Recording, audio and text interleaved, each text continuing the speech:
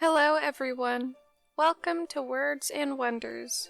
Today I will be reading the 22nd chapter of the Grimm's Fairytale series, The Riddle. Now, let's begin. There was once a king's son who was seized with a desire to travel about the world, and took no one with him but a faithful servant. One day he came to a great forest, and when darkness overtook him, he could find no shelter, and knew not where to pass the night. Then he saw a girl who was going towards a small house, and when he came nearer, he saw that the maiden was young and beautiful. He spoke to her and said, "Dear child, can I and my servant find shelter for the night in the little house?" "Oh, yes," said the girl in a sad voice, "that you certainly can, but I do not advise you to venture it. Do not go in." "Why not?" asked the king's son. The maiden sighed and said, "My stepmother practices wicked arts. She is ill-disposed towards strangers." Then he saw very well that he had come to the house of a witch, but as it was dark, and he could not go farther, and also was not afraid, he entered. The old woman was sitting in an armchair by the fire, and looked at the stranger with her red eyes. "Good evening," growled she, and pretended to be quite friendly. "Take a seat and rest yourselves." She blew up the fire on which she was cooking something in a small pot. The daughter warned the two to be prudent, to eat nothing and drink nothing, for the old woman brewed evil drinks. They slept quietly until early morning, when they were making ready for their departure, and the king's son was already seated on his horse. The old woman said, "Stop a moment. I will first hand you a parting draught." Whilst she fetched it, the king's son rode away, and the servant who had to buckle his saddle tight was the only one present when the wicked witch came with the drink. "Take that to your master," said she, but at that instant the glass broke and the poison spurted on the horse, and it was so strong that the animal immediately fell down dead.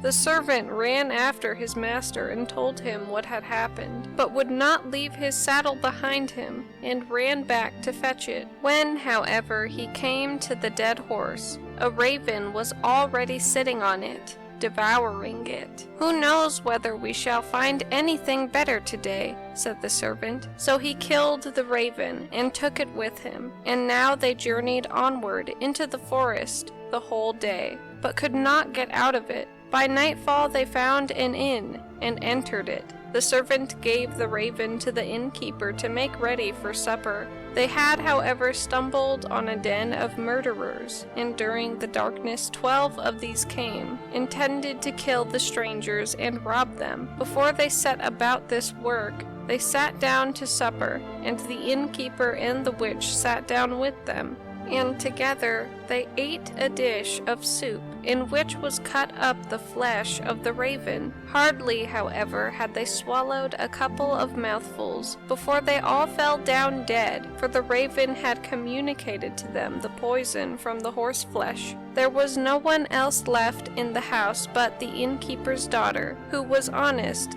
and had taken no part in their godless deeds. She opened all the doors to the stranger and showed him the heaped-up treasures. But the king's son said she might keep everything. He would have none of it, and rode onward with his servant. After they had traveled about for a long time, they came to a town in which was a beautiful but proud princess, who had caused it to be proclaimed that whosoever should set her a riddle, which she could not guess, that man should be her husband, but if she guessed it, his head must be cut off. She had 3 days to guess it in, but was so clever that she always found the answer to the riddle given her before the appointed time. 9 suitors had already perished in this manner, when the king's son arrived, and blinded by her great beauty, was willing to stake his life for it. Then he went to her and laid his riddle before her. "What is this?" said he. "One slew none, and yet slew 12. She did not know what that was. She thought and thought, but she could not find out. She opened her riddle books, but it was not in them. In short, her wisdom was at an end. As she did not know how to help herself, she ordered her maid to creep into the Lord's sleeping chamber and listen to his dreams, and thought that he would perhaps speak in his sleep and discover the riddle. But the clever servant had placed himself in the bed instead of his master, and when the maid came there, he tore off from her the mantle in which she had wrapped herself, and chased her out with rods. The second night the king's daughter sent her maid-in-waiting, who was to see if she could succeed better in listening. But the servant took her mantle also away from her, and hunted her out with rods.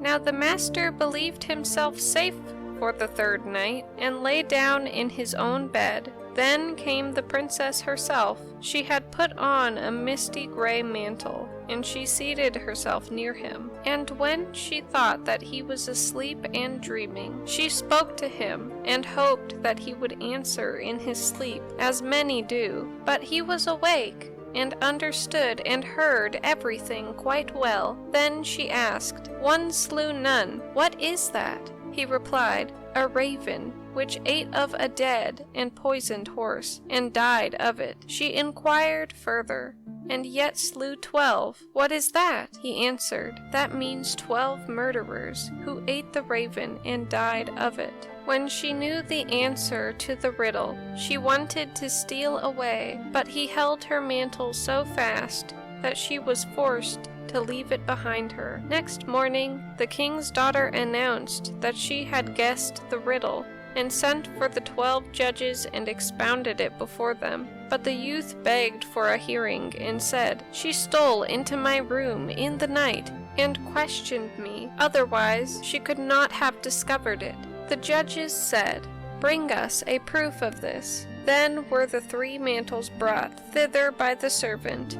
And when the judges saw the misty gray one which the king's daughter usually wore, they said, "Let the mantle be embroidered with gold and silver, and then it will be your wedding mantle." Thank you guys for watching, and if you would like to hear more stories like this, feel free to like, subscribe, and comment down below. Bye bye.